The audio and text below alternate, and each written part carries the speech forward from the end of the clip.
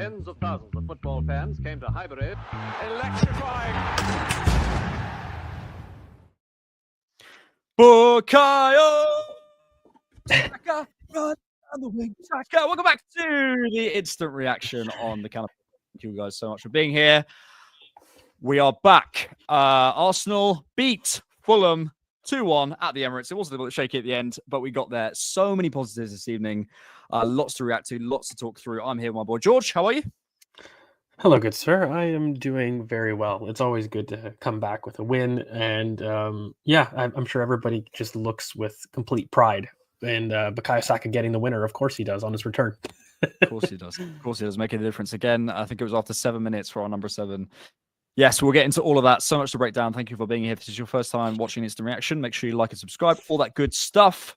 Good to come back with a win. It has felt like a long time without Arsenal. I was kind of in the pre-game, kind of being like, I wonder how we play. Like I don't know what we do. I don't know who we are. I don't know how these guys are. I can't remember. It feels like a long time. But I think the break has done wonders for certain players. So let's start there. George, I have been one of his critics this season. I have certainly gone at him for not beating his man. I've gone at him for not contributing. I don't want to go too far off one game, but if I can see that from Martinelli, time in, time out, if I can see that level, I'll be very, very happy. What a performance from Martinelli this evening. That was one of the best individual performances we've had this season. If you really want to go through it, he could have had another 2 assists, I think. Missing the goal. I mean, he had everything. That assist was elite. That was incredible. It's incredible. It gives little shades of the Ozil pass in the middle of the park that we see off to Giroud. You know, this is just a player in confidence. And, you know, look, I know we've had conversations about it. I think he's had a little bit of an underrated season, but this is a performance that I think undoubtedly he takes the game by the scruff of the neck. And this is a Martinelli game. This is undoubted. It's not something that you have to squint to see. Right. And this was just a really dominant display that I felt like he showed a lot of the things that I think people criticize, not just as far as taking it on the outside, but the first time crossing from his left foot was brilliant. I mean, it was quite consistent. And, you know, even when he is in on the inside, and I think part of my biggest frustration, mate, is like even in these best moments, this wasn't a touchline performance. It was a guy that was on the inside, receiving inside, driving 30, 40 yards, continuing, by the way. And it was just a really, really complete performance. And, you know, I think when you start to see things like this, it raises all these questions about environment and, you know, what dictates form, because, you know, there's somebody on the opposite end of the pitch that I don't think had the best of games in the middle of the park. But we're looking at, you know, a team right now that is, you know, trying to beat teams who have come to just get by. And I think, you know, I've been trying to struggle with this, mate, and I don't know about if anybody feels like this in the comments, but this whole idea that Arsenal play boring. I mean, the opposition play boring to Arsenal consistently. And, you know, I think in the last 10, 15 minutes was the only time I really saw Fulham open up. But, I mean, they came to sit with the back five, something that they don't do in a normal season at the Emirates. And it's like people are sitting there saying that we're so boring, yada, yada. But when you've got a team that's just come to sit behind the ball for 90 minutes and expecting that, okay, so some of that has to be forced, mate. And like, this is an Arsenal team that, by the way, isn't at their peak.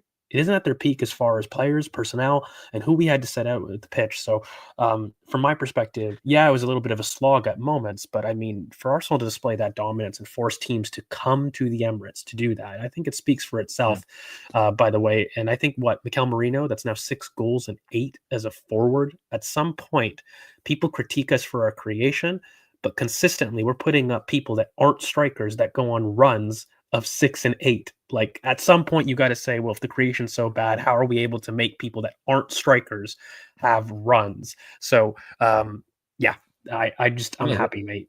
Yeah. Let's try and break each of those down. I think there was a point on Marino with he gets it's off a second phase of a corner, I think, and he hits it off his right, and it's an unbelievable strike. He looks really, really good. There's a thing I was sort of feeling during the game. I have issues with Arteta in terms of the layout of the team, or what we're doing, or we're asking the players to do, and we've discussed this many times. What I never have an issue with is how he improves players. This guy is like one of the best individual, and we could also obviously need to talk about Carlos Cuesta in this because this is the name of his role, the individual development coach.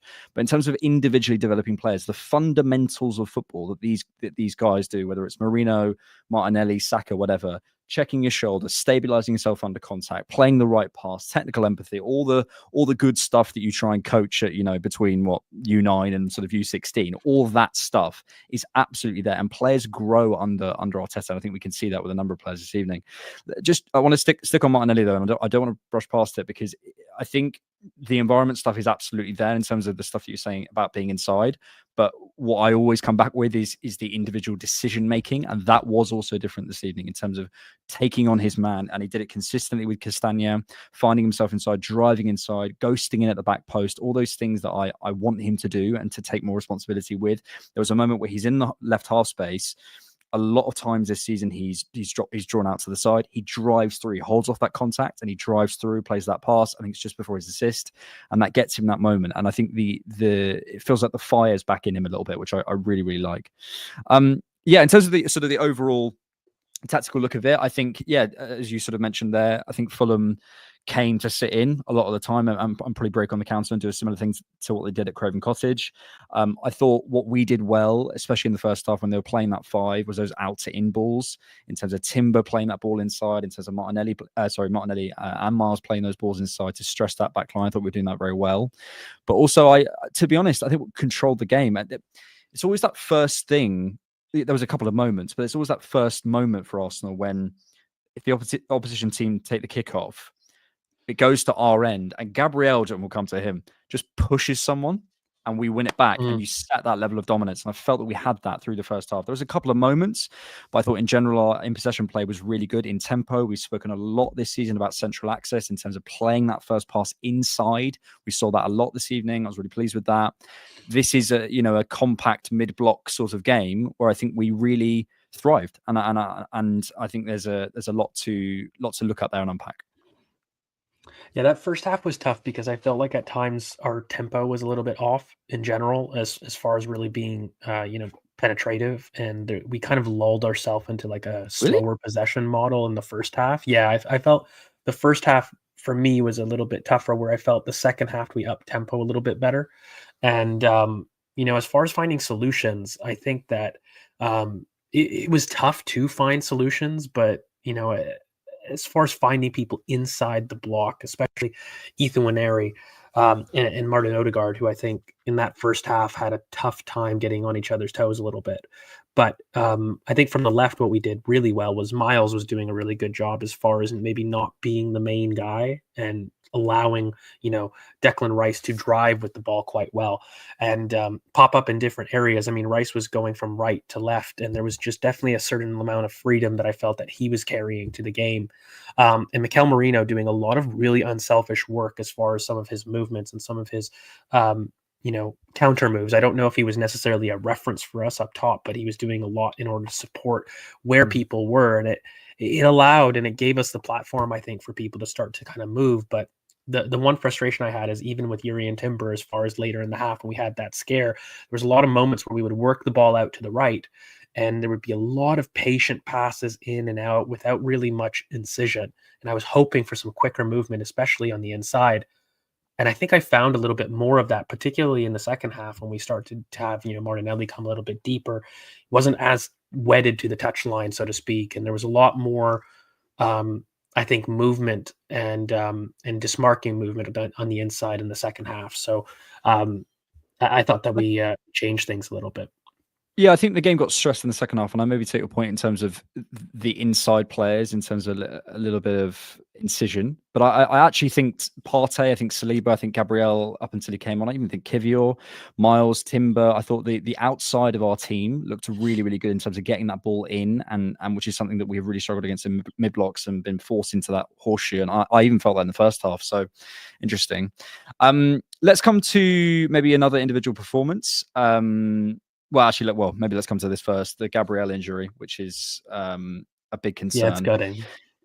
It's gutting. I don't know what we did this season to deserve this injury. Like, I don't understand it.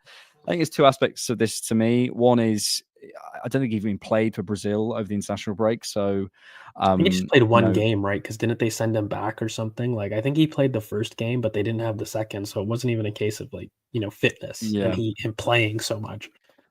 I don't know, but I look at the amount and I want to be very careful with, and please people listen to what I'm actually saying, not just jump to conclusions. I don't know what's going on, but I hope there are people who do know what's going on in terms of people at the club who are looking at the amount of non-contact hamstring injuries, who are looking at these types of situations and are looking at the solutions. I can sit here and guess at overplaying or the demands being put on the players or what they're doing in training or the repeat sprints or whatever it is. I don't have that data. But what I am seeing is a result, and I'm seeing a result of a lot of players this season having non-contact muscular injuries, and it's concerning to me. It's concerning to me. I don't want to make aspersions about players or professionalism, whatever. I don't know, but it is concerning to me, and I would love someone to ask Mikel about this. Like, why is this happening? There's so many. I'm going to try and look it up as I come back to you. But this season, I was looking at the numbers the other day in terms of non-contact. So, other than, the Odegaard ankle injury, things like that, there's a lot of stuff going on and it's concerning me. I think like the Gabriel one is, strange. I mean, really the only other one that we've had that's non-contact from Calafiore, right? And that's even the same thing, on international break. It wasn't necessarily that. It was more of like a weird movement that caused something for him in his knee. And I think other than that, it was Martinelli and Havertz are the big ones, of course. Saka. Bukayo Saka, which again kind of leads me a little bit more to the forward line has done this. I feel that a lot of this is done with our injuries, especially being like the stresses as far as after Bukayo Saka going. I think Kai Havertz and Martinelli are a direct result of basically not buying, which we needed to do. I don't know about the Gabriel. Like, this is not preventative. You know what I mean? Yes, he's played a lot, but, Gabriel would play this amount of games even next season. I mean, you're not looking to change your center back partnership much more than we already have. And I mean, he's only played one game in the international break, and the next game he didn't play. So like, he's had over a week's rest. So as far as like precaution, like sometimes these things just happen. So I think, I don't know if I've seen enough of a problem per se. I think some of this has to do with like our squad makeup from an attacking sense, but it's worrying. Well, I don't think any physio, by the way, can tell you anything about Gabriel specifically because you're just going to need to wait to see the scans on something like that. When it's a non-contact pull-up, there's no real test that can give you an indication if it's serious or not. Yeah, for sure. And we'll see about that. But if I'm looking at that list, like that is however we've got here, that is a concern to me. You know what I mean? Like, I don't know how we've got here. I'm not going to sit here and say I have the answers and, this is why that's happening. I don't have it and we should move on from it. But I can't see that again. Do you know what I mean? And as much as we can do to prevent that and to deal with that, whether it's recruitment or scouting or policy or being more careful or whatever it is, it's really concerning. Also with Timber going off in that second half as well. Let's come to some super chats as well. To Big Cheese, I want to commiserate about the Gabriel injury and how terrible Kivior is, but Bukayo. I didn't think Kivior was that bad. Do you know what it is? I think if you bypass Kivior in possession and don't have anyone running at him, other than that, he's all right. It's tough because I feel if you don't have him on or off the ball, he's fine. Did you get a chance at all to look at like what Mikel's doing though, like off the pitch? Like, there's a lot of coaching. I think a lot of it is positioning, to be honest with you. And I don't want to go through because it's just not fair. Like, he hasn't played. So at the end of the day, it's really difficult for you to walk to be able to do that. I think in possession, I actually have quite a bit of confidence as far as his ability to distribute, make early passes, and find people like Miles quickly. On that part, it was actually quite good. I just felt that there were times, again, he wasn't marking, especially back post, and there was some moments in which, especially that one Traore chance where he's just not getting rid of it and he's not commanding in terms of being able to get through it. So what, like, are you going to complain about a guy that's come in to replace an injury after having played, less than 1,000 or 1,200 minutes in the season? I think it's harsh. I think that there's a level decline. And personally, I would much rather risk Ben White than I would Kivior. If we were in a situation in which we don't have Calafiore and Gabriel, and we're forced to think of creative solutions, I mean, I'd much rather us think creatively outside of Kivior for that game. And it has a little bit more to do with those out of possession worries. No, I hear that. And I suppose what I'm fighting back against is, I think it's like the Cedric Suarez effect, which, again, people, please listen to what I'm saying.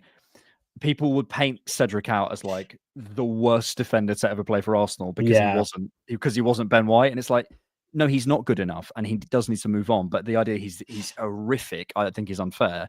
Kivior isn't good enough, but he's also in the pecking order behind Tomiyasu injured, Calafiori injured, Gabriel injured, Timber injured. Ben White, so out for this evening. Like, I think when you're looking at your ninth defender and killing him, it's like, well, what do you want? Nathan Piper, to be an Arsenal fan is to embrace the underwhelming. Does injuries move up a notch for this season's woes? Well, they were already top for me. I think, and we'll do a sort of section on Saka in a second, but I think one of the big things that return has taught me is how much he brings out of other players. I think it's not just the individual player, it's the chemistry that is built with those players that you lose. And the stuff that we lost, we talk about it on the right hand side, but when you lose, Martinelli for a game and Timber for a game and Gabriel for a game and Declan for a game, whatever it is, you just lose these little connections. And when Saka comes on, you see everyone's level raising, you see the belief growing in this team, you see people wanting to play to him, you see the defense being stressed in a different way. And injuries are a problem for many reasons, but I think that really stuck out to me tonight. It's the sign of the best players in the world and icons. I mean, their presence alone worries you. Their gravitational pull is so great. You sit there as a defense, and just their mere presence means I'm going to go out of position because what if they do something? I'm not going to do my exact role because Bakayo's in my blind side, and I'm just going to keep checking, or I'm going to cheat because God forbid something happens and the ball gets out to him and I'm not ready. That fear is something you can't quantify. And also, as far as what you said about people kind of putting their chest out a bit with him on the pitch on your own team, it's huge. It's massive. I mean, for God's sake, some of the first passes that I see, they're fired into him. They're not great passes. And I'm sitting there saying, like, Timber, mate, like, can you chill? Like, just ease him in. Let him, like, have a nice, easy pass to kind of work in. And you're thinking about all these things as a fan. But then, mate, within, 2 minutes, he pulls out that back post cross and immediately creates a big chance. And you're like, oh, dear God, like, this is why I love you. And I just had a very simple tweet. Bukayo Saka, this is your club. Period. Yeah. Let's go there then, because it was an unbelievable return. We'll come back to Super Chats in a second for Bukayo Saka. It's one of the loudest I've heard the Emirates in a long, long, long time. Yeah. If there was any doubt who the face of the franchise, the face of the club is before, I don't think there was, but hopefully the last of the doubters was silenced this evening. This is a superstar to me on the level, objectively, numbers wise, certainly this season, of the Rafinhas and Vini Juniors, certainly for their club. Easily. I think, it's so nice. And I think what it is for Bukayo is, I think he feels that love. And what he did with the physio as well was just so lovely. He feels that love. He has that level, but he also embodies the values of Arsenal. But I think what I'm feeling now from him is that thing that we spoke about probably this time last year, maybe 18 months ago. We were starting to say, puff your chest out. We were saying, believe how good you are. I feel like I see that in him now. I think he sees the stadium and he sees the response to him. He knows he's the guy. And I think that wasn't always the case with Bukayo, even up to maybe the end of last year. I remember that buy-in tie. We're going into that buy-in tie and you're wanting Saka to give you something, but you're not sure he believes he's the guy who's going to go and do that. I think that's changed. I think maybe some time to reflect, some time to look back on what he's done. I think we've seen sort of some stuff coming out about the last 3 months. He's had some time to reflect, realize what he's done in the last 4 years. And I hope he's coming back in with a new mindset, having seen the problems of the team and saying, I can fix this. I can come in and do this. And this is my club. This is my stadium. I think his confidence is at an all-time high, ironically, having not played for 3 months. Yeah, and it made, I saw him drifting out to the left. This was a guy that was absolutely fiending any kind of play you could get.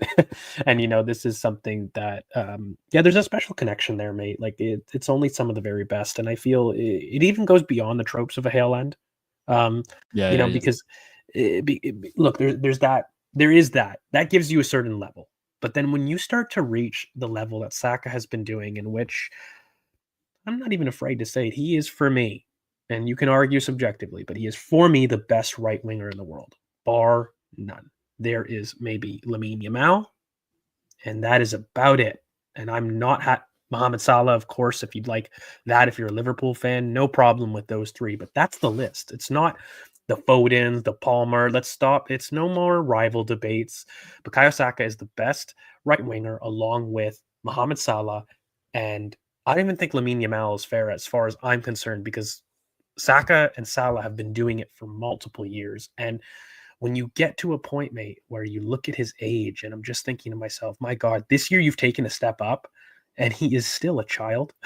Still forget that this guy is still learning. He's still on the path to getting to the point of arriving at a prime age or a peak. And, you know, he is doing things for this Arsenal team that I haven't seen somebody do since RVP. Like, I look at, you know, somebody like that, or I'm trying to go back and I'm trying to think. I mean, some people were talking to me about Alexis, and I think it's more than that. Like, it is this is a player that gives us 30 goals and assists a season minimum consistently, and he does the defensive work, and he does the progression, and he does this, and he's a huge ambassador for the club, and he continues at international level and is a stud for England. Like, the and keep going, and it's just we have one of the best players in the world, and he's from our academy, and you know, he is leading this team, and this is his club, and I just hope at some point we as a club and we as fans start to say, look at what we have. And it's got to get to the point. I look at the defensive actions that I see all the best players in the world do, and I love how humble he is, but mate, it is literally 3 to 4 times the amount of runs that this guy gets through. And that to me can't continue. Like, at some point he's got to break in. If he's the best player in the world, we've got to allow him the freedom to be the best player on this team, because it sounds weird, but I look at him and he does so much selfless work. I'd like to see him closer to goal more consistently. And you know, this is a guy that doesn't care where he's put. He will impact the game. And you know, it's brilliant to see that. But yeah, mate, like I think we're entering a territory with Saka that, you know, he's in the best players in the world category. He is in the top 1%, sure. And it's reaching the Ballon d'Or discussions. Like, mate, if he doesn't get injured, and I'm trying to think, okay, it's only Salah that's been able to match that production. For God's sakes, he's still on second, big chances created, and he's been out for 3 months of the freaking season, and he's still second in the list in the Premier League. It's mind-boggling. I think while Salah's doing the output he is, it's very hard to argue, for me personally, to argue that Saka's above him. But in terms of what he does for his team, I actually don't think there's much of a debate in terms of the impact you have on the all-round game model of your team. The problem is Salah's putting up the numbers, so that's just always the way that football is judged, I guess. But I think in terms of the class that he's in, he's absolutely miles clear of the Foden and Palmer conversations. He's in the Haaland and Vinicius Junior and Rafinha and Salah. That's the level I see him. I think he's absolutely world class and beyond. Arsenal 2, Fulham 1, 2 expected goals to 1.2, 17 shots to 9, 51.5% possession to 48 on that half, 54 final third entries to 57. Interesting. I imagine most of those were out wide for Fulham. Expected threat created 3.2 to 2.4. Zone 14 touches 20 to 15, more even actually than it felt in the game. There's the running XG across the match. The Saka chance, obviously a big, what's that? Almost an entire expected goal, as they put it.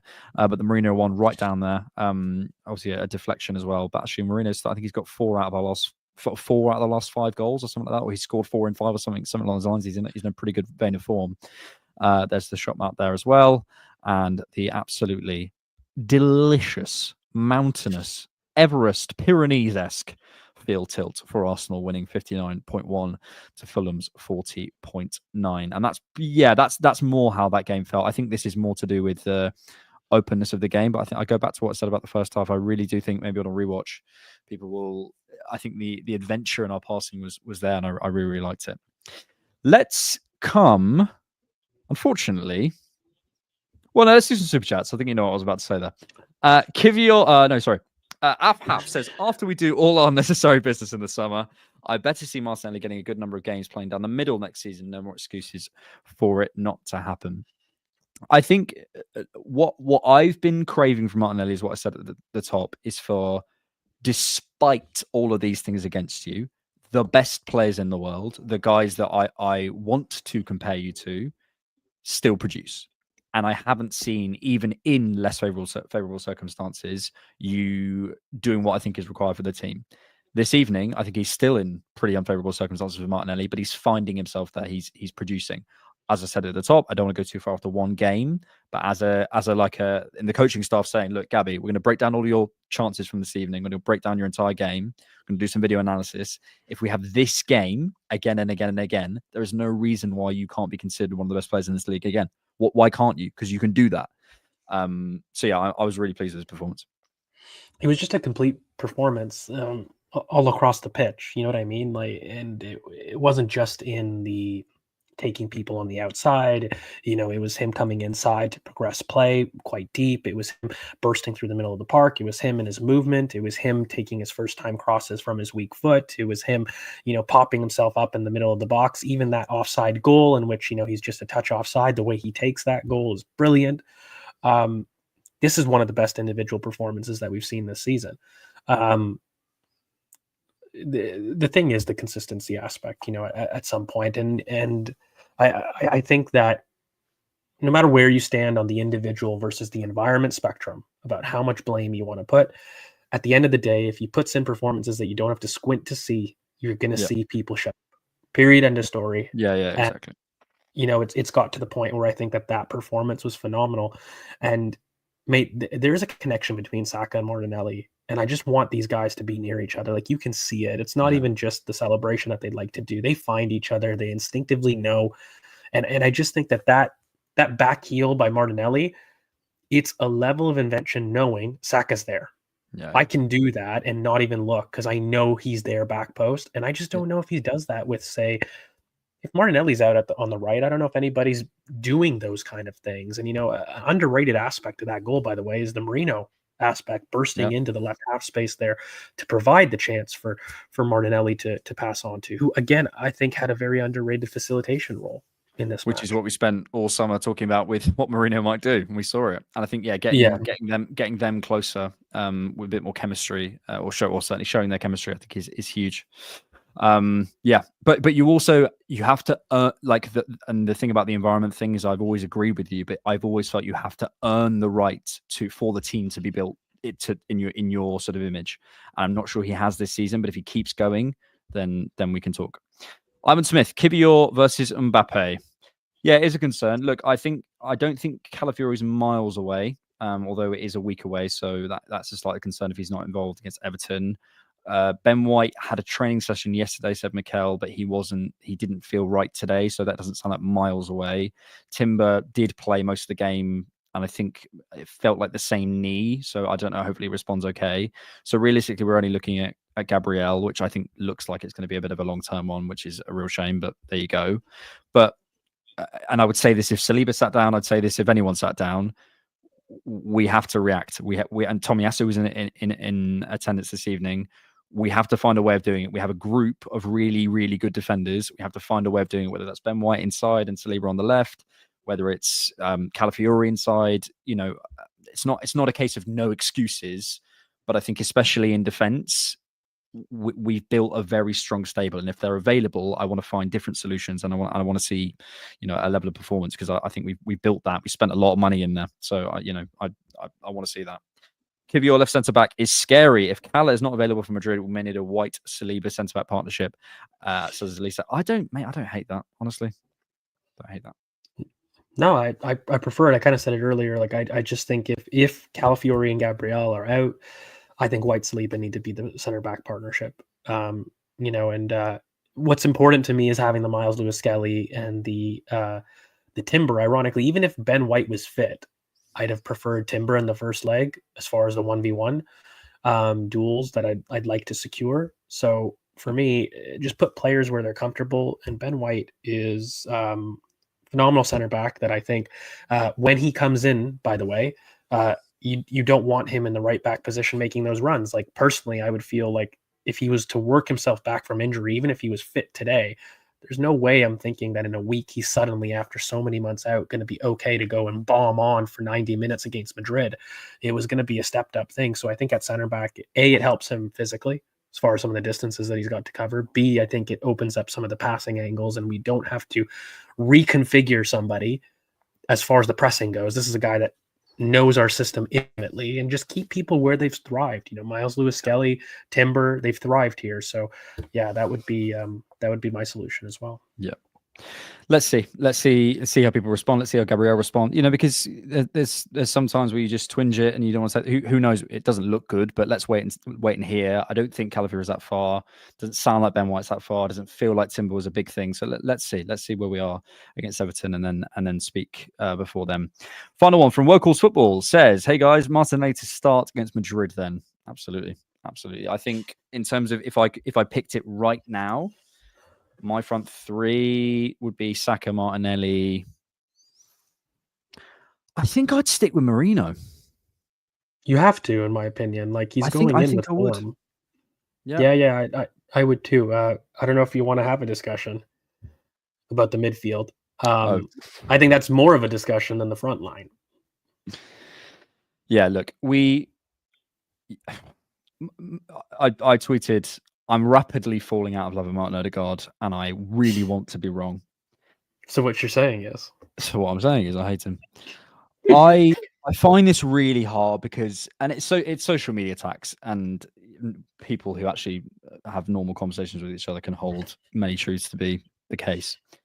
What I find really hard about Odegaard is there's he plays this pass to Timber at about 52, 53 minutes. It's the slip ball in. World class.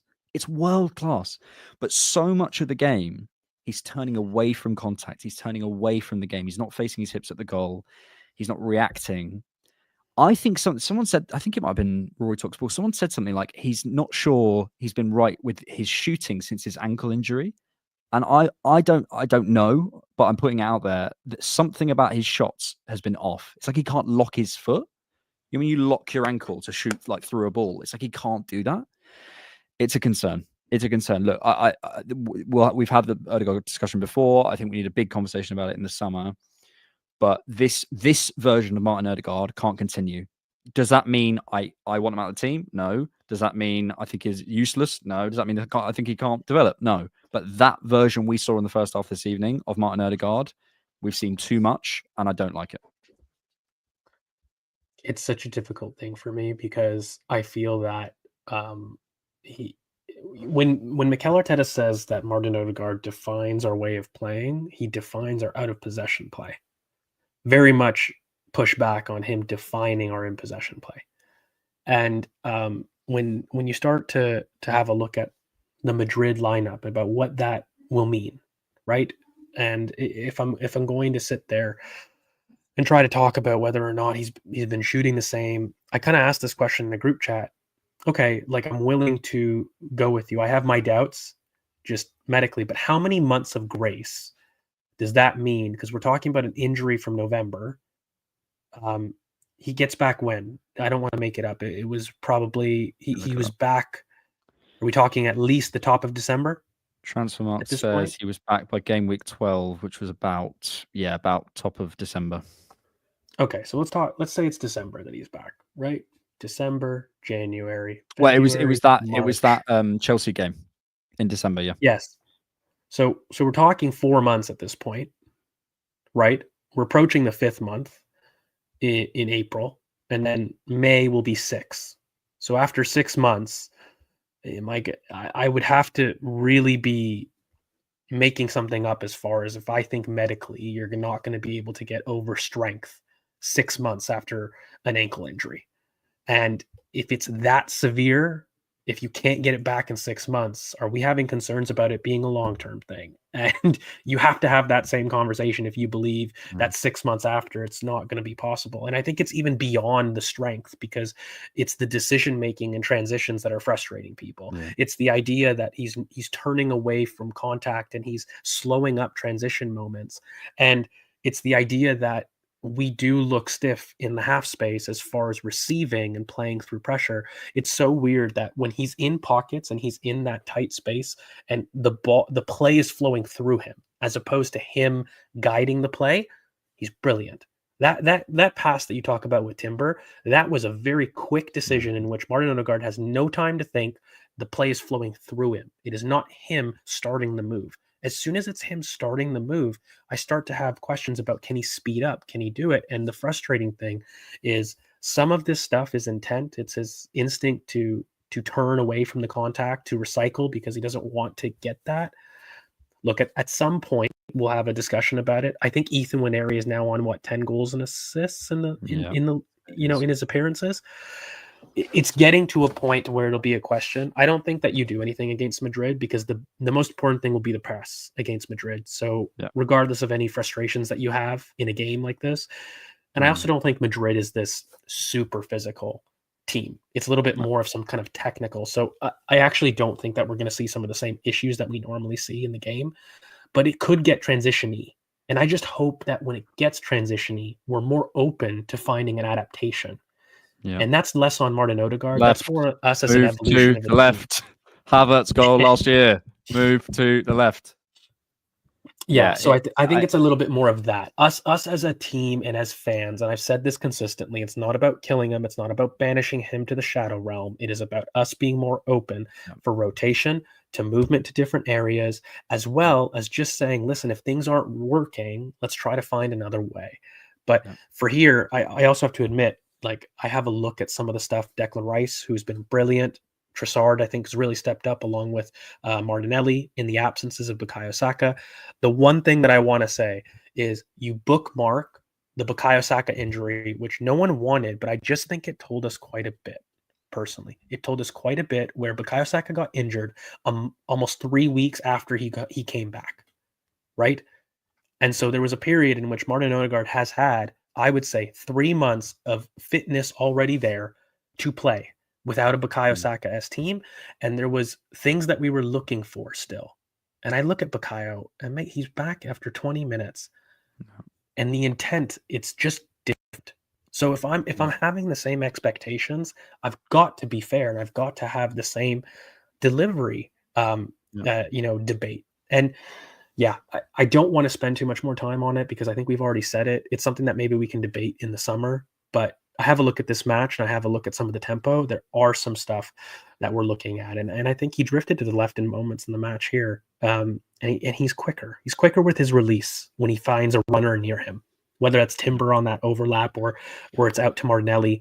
When there's runners around him, he releases quicker. And let's just hope that we get that. He's not constantly incentivized to drop back as well. It's a big thing. But yeah, look, as we've said many times, and I can see some people in the comments calling this disgraceful. Ultimately, the best whoever it is, whatever your opinion on Martin Odegaard, we want Arsenal to win. And if you're watching that performance thinking that Odegaard couldn't improve and therefore there isn't a conversation, I don't know what game you're watching.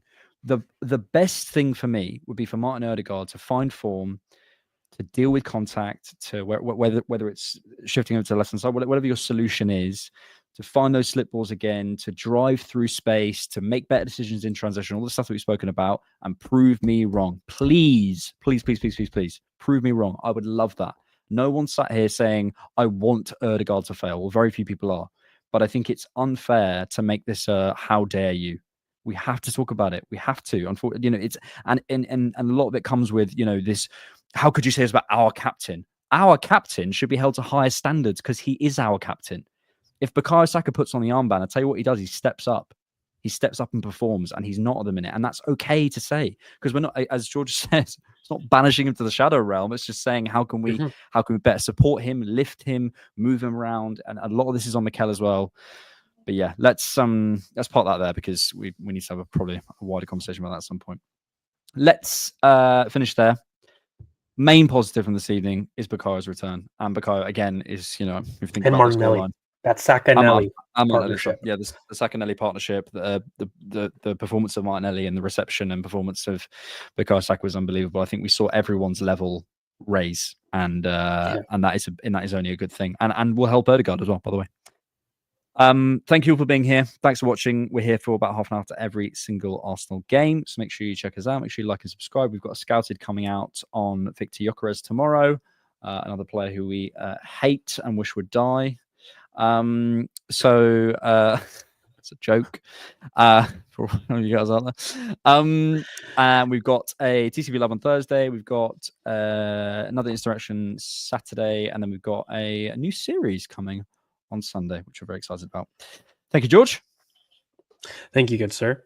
Thanks so much for watching, and thanks for keeping it Arsenal.